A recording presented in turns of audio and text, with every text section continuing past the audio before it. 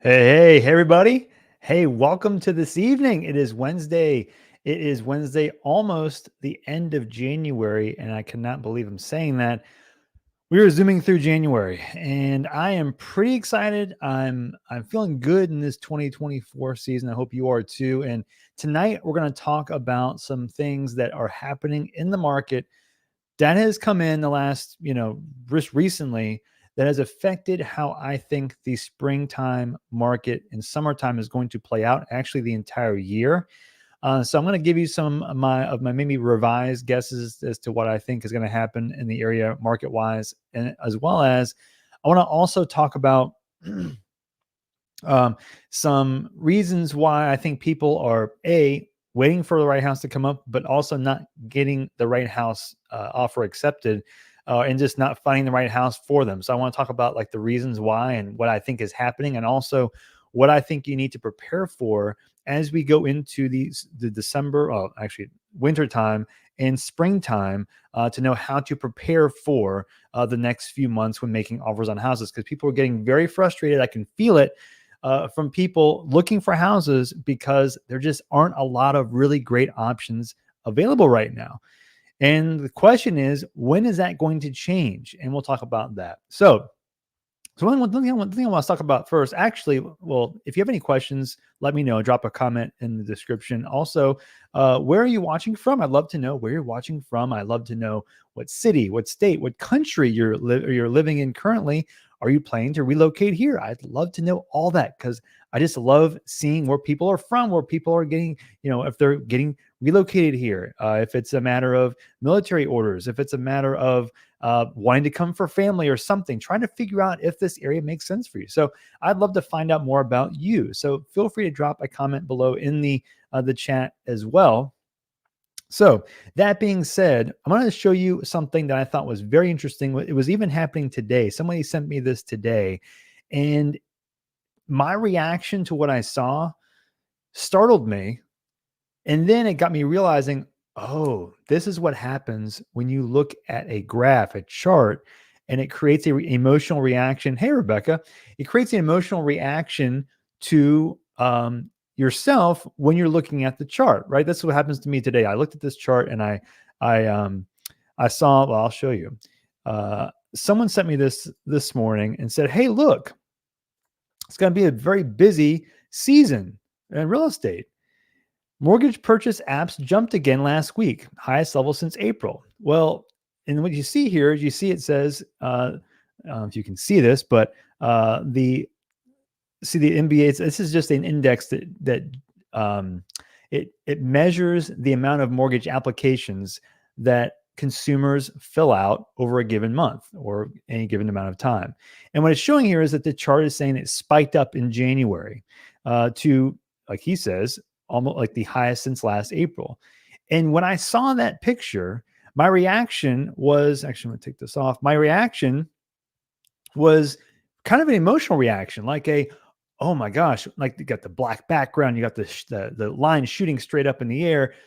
And what I realized was I wasn't paying attention to what the chart meant. All it said was highest since last April, and I saw a bunch of lines. To be quite honest with you. And the reason why I'm saying this is because that's what happens a lot when people look at charts and people read news stories.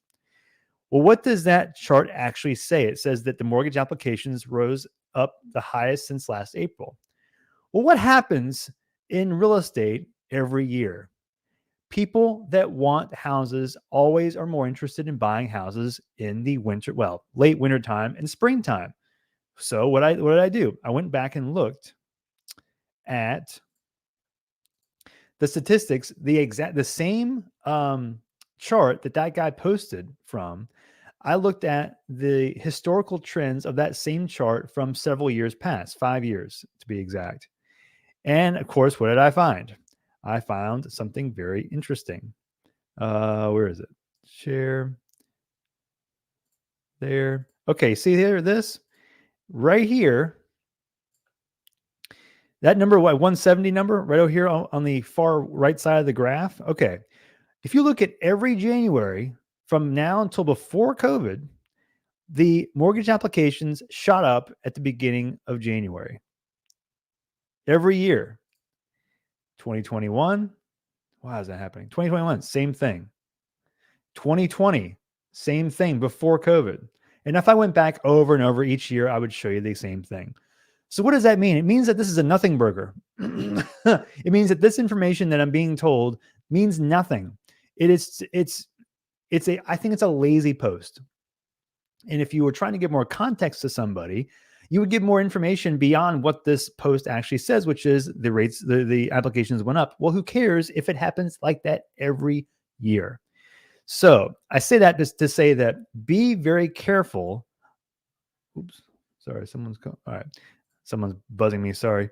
I say that to say, please be very careful about what information that you look at and what information that you get advice from and the people you get advice from, because you can easily become very misled from a tweet, a news blurb. Here, a good example. Another one. Let's do one more. I'm going to show you another one I saw just recently too, talking about mortgage, home buyer demand. CNBC. Home buyer demand pushes mortgage applications higher, even as interest rates inch up again. Okay, so what does that say? It sounds like, oh my gosh, applications are up, interest rates are up. I was thinking if the interest rates went up, then the market demand would go down. Well, okay, but it's also January. They don't tell you that.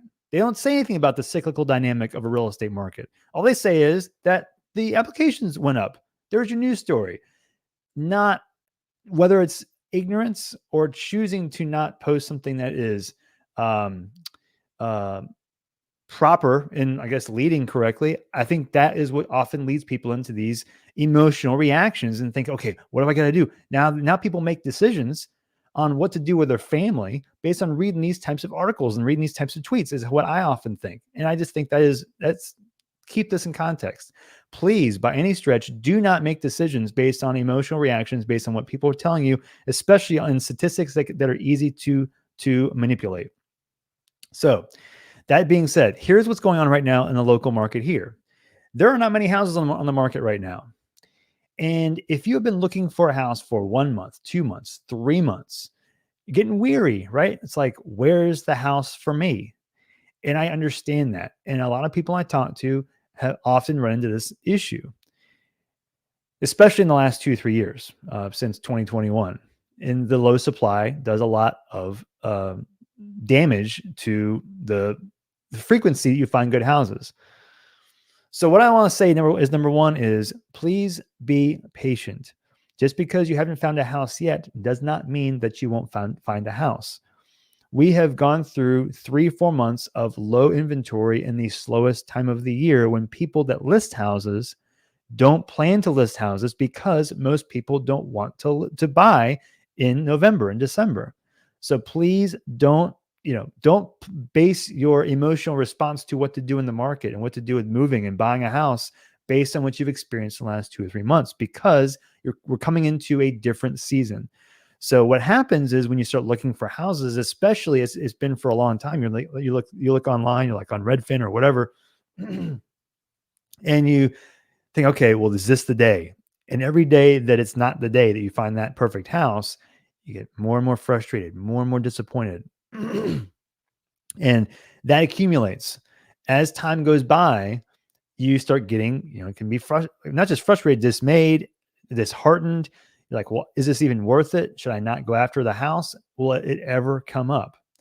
Well, that's when you can start asking yourself a question to make sure, number one, is what I'm looking for possible? And that's where a good real estate agent should give you some information. That's number one. Number two is make sure you understand yourself how often houses that you want come on the market.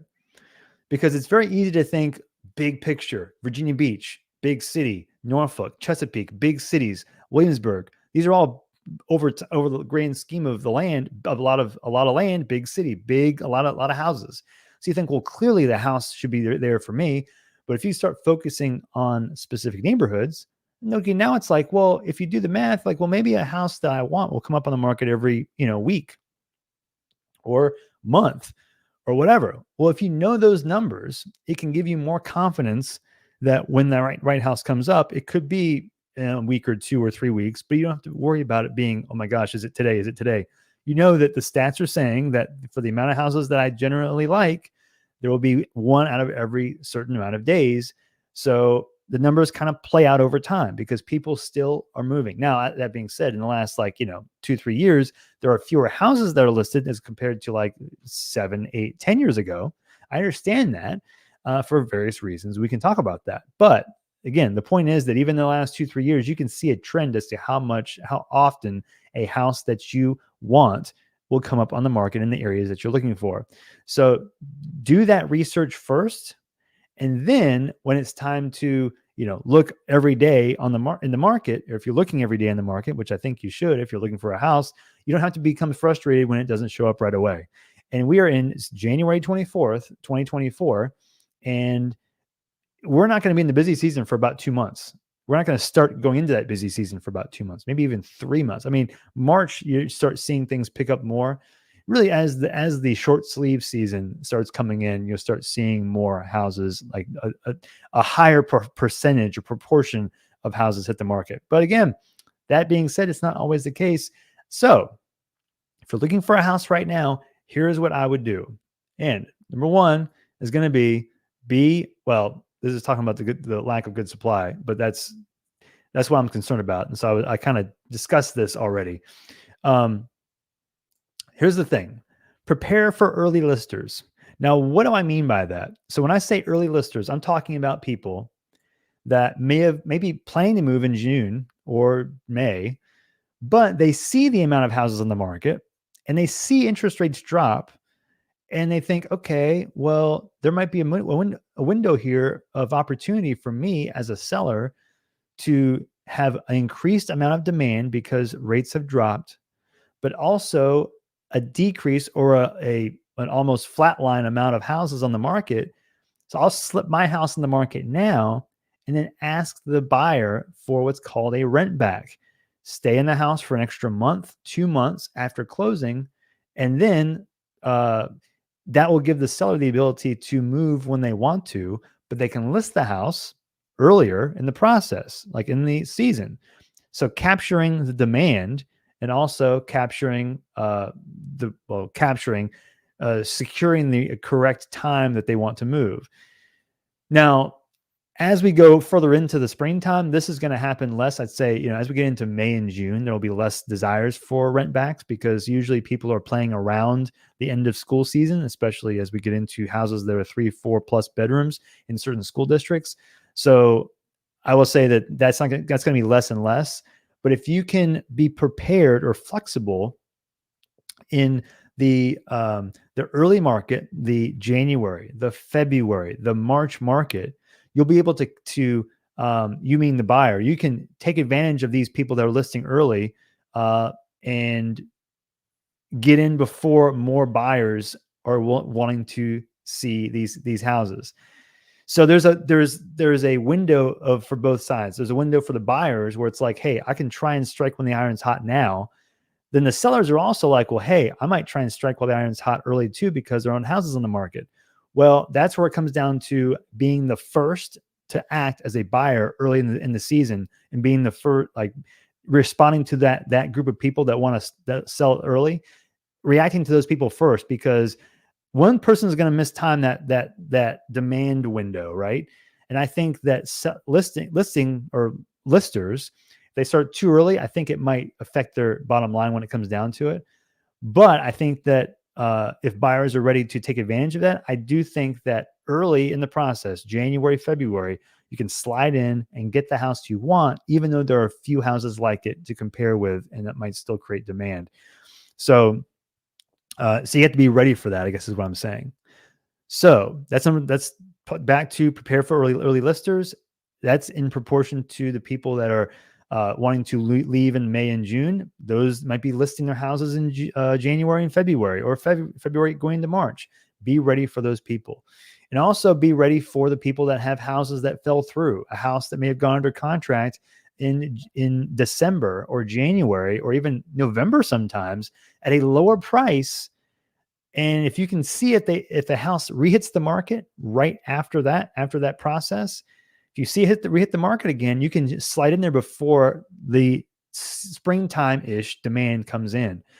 So And so if you can get that house at a cheaper price, or even at the price that that person was selling the house for in November, December, you can save more money because you're cutting out even more demand, because you're getting the house at a even maybe a lower price that the seller might be willing to take because they already were willing to take it a month or two ago. If that makes sense. So there's a lot of ways you can slice this as a buyer trying to buy in January and February. I'm a huge fan of trying to get the purchase is done and locked down as early as possible in the winter into the springtime months. And so right now in Virginia Beach, and even the school districts in like Tab, York County, and anywhere in the Hampton Roads area, most people are going to want to list as the time gets closer to the end of school. And because it's easier for them, they can plan around that time period. So if you can, be ready before then, maybe they have to move before then to jump in and you're good. Now, however, this is all contextual, right? Because as we get into February and March, if you are the only house in the market, or if the house that you want is the only house like it on the market, you now can't assume that no one else is wanting it. You have to still use the same truths that exist in other times of year, in that if you want a house and it's the only one like it, good chance that other people want it too. So you said, hey, Sam, you just said take advantage of the early market and you can get a better deal. Totally understand that. However, it doesn't mean you can just relax and full price offers always win. No, that's not the case, especially in these very unique houses. It's a very, very interesting time of the real estate year and real estate world in this area, because you're going to get both extremes. You're going to have houses that sit on the market, and you're going to have houses that are going to be bid up over asking price, just like 2-3 years ago and last year. You're going to have both. And so I would just be cautious if your house, the type of house you like is a unique house, something that draws more people to it. Be aware that if you like it, other people might also like it as well. So be ready to still be aggressive. That means offering strong, being ready to have the amount of money prepared, down payment wise, all your finances in order, have that closing cost money ready. Please don't ask for closing costs if you're expecting a high demand house to accept your offer. That's up to you though, totally up to you. But it's something that I would suggest not doing. Still treat a lot of the houses on the market that are just hitting the market as still in demand houses that may have several offers. However, at the same time, there are more houses now than I'd probably say at any point that are sitting for more than a week or two. It's a weird combination of groups of houses. And so I'm going to show you some things back to statistics. The new information I was talking to you about on in local real estate market. These are interesting stats. So new listings. This is the amount of listings in Virginia Beach in any given month of the year, right? We're at 188 in all of December. Detached single family house in Virginia Beach. That is less than, what is that? 7? My number's right. 6, just over 6 per day. Not much. It's not a lot of new listings every day detached. So it's down a lot from the year before. And even before then, the year before that. So you'd think that, well, there are very few houses in the market. There should be higher demand. Well, sort of. We'll go to month supply of inventory. You look and you say, well, month supply at 1.6, still low for any, let's see, last year, January was the same. So kind of the same, right? These are anything post 2020. The housing supply was incredibly low, historically low. Since 20 years ago low. So that also still says not many houses on the market. However, median sales price. I'm sorry. Yeah. Sorry. 439,500. It just barely dropped. So why did it just barely drop when the houses that are on the market are not sitting? or are they? Well, average day median days on market, 27. So less supply. Um, what was the other? What was the other one I said? Less supply, less new listings, less average sales price, high or almost the same average sales price, which is or median sales price, which is notable. But median days on market 27, which is the highest we've seen in almost 4 years. So what we're seeing here is interesting. What I think is happening is that the houses on the market are sitting because people are being very picky and not just buying any house that's on the market. Because there are so few houses on the market. If there are that few houses on the market, that December 20, that 27, I think should be less, because historically compared to other years, when that last year, like for example, when the houses, when the last year when it was 1.6 inventory amount of houses on the market, last year it was only 21 days in the market, median days on market. Now it's 27. So the days on market is increasing. It's taking longer to sell a house. At the same time, there are a few houses on the market. So you think, well, why aren't houses selling? Because people often are also thinking they can just list whatever house that they want for whatever price, and people are going to buy it. The answer is no. And why is that? Partly because of interest rates. So as interest rates drop, which I'll show you on the stats, show you what they're looking like now.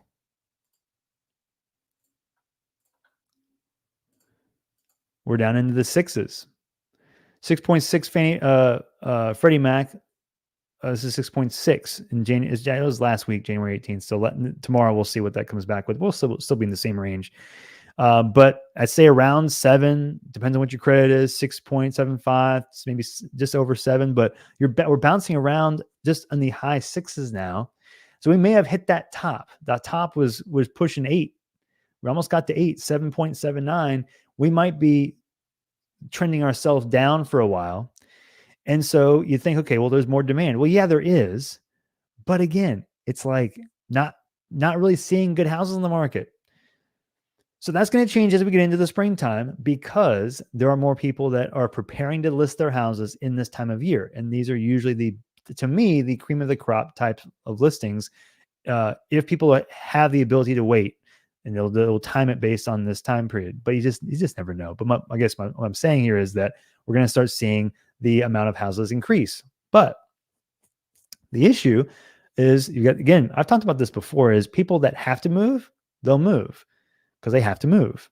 The people that don't want to move unless they really want to, those discretionary movers, those might be still sitting on a 3% interest rate, and buying at 6.5, 6.75 still isn't enough to justify that move. Because if you buy a house at 3, buy a house at 6.75, you're still talking, oh, goodness, $1,500 a month difference. I mean, it depends on the house. I mean, you're dozens of percentage points higher in payment. Let's put it that way. And so you're still having an issue with people selling and then finding that they can't buy their same house again for as much price. They're going to have a higher payment for their same exact house if they rebought it again. So that's part of the issue we have right now. Now, it's on the flip side, people coming here from a high cost or high wage area like California, New York, they're still able to move here because they have a lot of equity in their houses. They can take and put cash down on a house like here. Sell your house for 1.3, make 5 or 6, pay cash here for 550. There you go. And you think that doesn't happen? It happens. And people say, oh, it's the government or the BlackRock and all these big businesses are buying these houses. It doesn't really happen a lot here. It can happen, I guess, but you have a lot of people that come from other states that are paying cash for houses. That is what's also affecting the market here with those really in-demand houses. So I will say, I guess my point here is to say that, going back to the interest rate discussion, if you are a homeowner and you think you want to move, you still need to make sure, you still need to decide if that interest rate spread is justifiable to sell and then buy again. What kind of house can you buy? And so I still don't think that we'll be able to get a lot more houses on the market until we get into the fives, maybe the fours, but most likely fives. I think that we'll start seeing a bigger difference for people that want to move as opposed to have to move. Because some people now have to move and they're selling their 3% interest rate, 2.5 or whatever, and they're not happy about it, but it is what it is. You kind of have to if your life changes and you have to move somewhere else. But I still don't think we're at that point. That spread, look at the spread between threes, twos, up to 6.5. I mean, that's huge. That's like 3 inches on the screen. But the difference, it's a lot. If you go back to any other time in the last 20 or I guess 15, 20 years, the delta, if you will, between 1-in-1 rate and you've got 2-3 years of 3% interest rates and refis now that want to sell at 6.5, that delta, that difference has never been seen before. The difference, the most recent difference was back in 08, about 1.5%, for over about like a 3-month span. That was a quick drop, but it still kind of leveled out and it just trended downwards. You saw that over the next several years. So there has not been that much of a drastic difference, even in 2 to 3 years, for a long time. If you even see like 3% before, that's 2013. That's 5 years. So we're dealing with 2 years in many spots. I mean, really about 2 years, sometimes 3. So this is significant enough to what's keeping the market low as far as inventory goes as well. So I would be definitely watching. Let's take this off.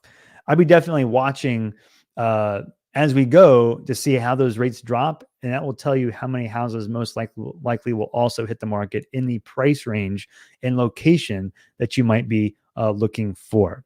So if you have any questions about that, let me know. I think that as we go, I'll share one more thing here about my stats for where is the local real estate market, the median sales price. I'm going to show you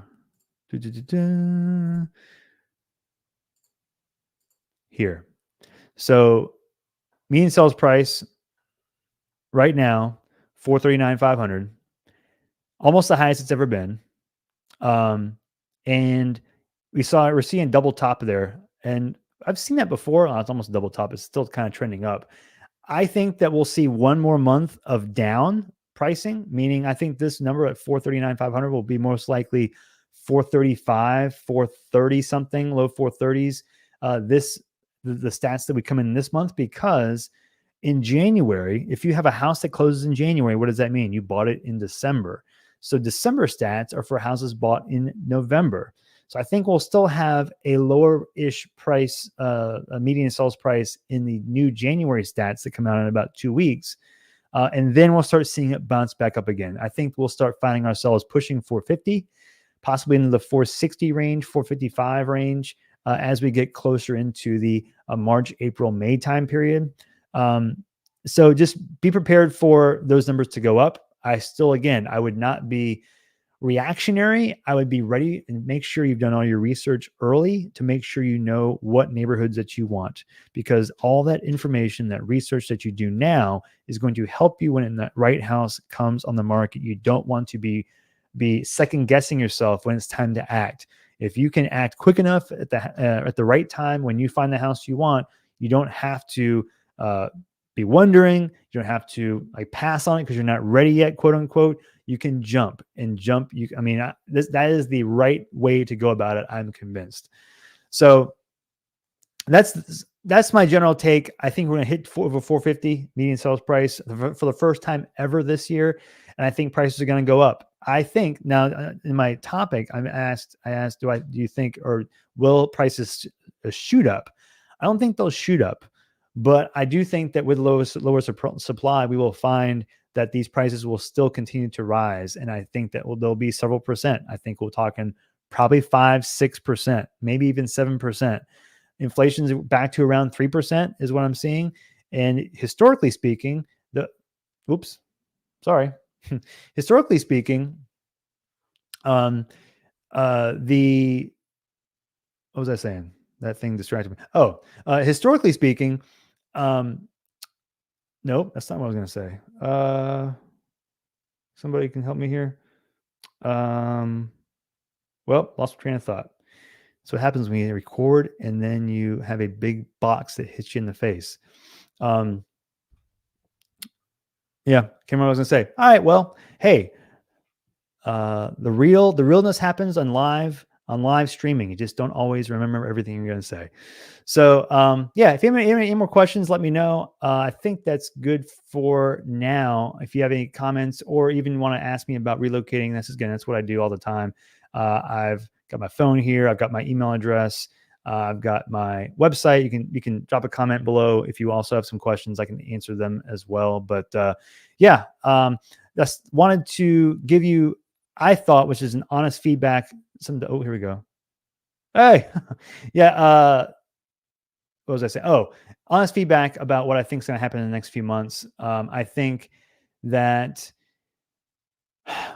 it's all about research, and as long as you stay researched and prepared enough early, I think you're going to be fine. But I just would say you might miss out on a window of opportunity between now and the end of February and March that you could really have tackled and gotten a really good house that other people wouldn't have paid attention to, or they may have just gotten dismayed at and taken some time off and not looked at houses. If you stay on it, if you're focused, you'll be fine. And I would just say, stay encouraged, and we're in this together. So please be ready, because I'm going to be ready, because that's my job to be ready. And, so if you have any questions, let me know in the comments and I'll answer them, or you can reach out.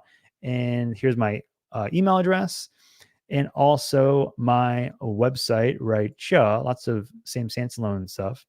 And there you go. And until next time, I will see you in the next video. I will be back with another video about relocation, specifically about a kind of a tutorial and a master guide for you if you're coming for the first time and you just need to get your bearings. And so I've got that coming up in the next video next Wednesday, and I will see you on that next one.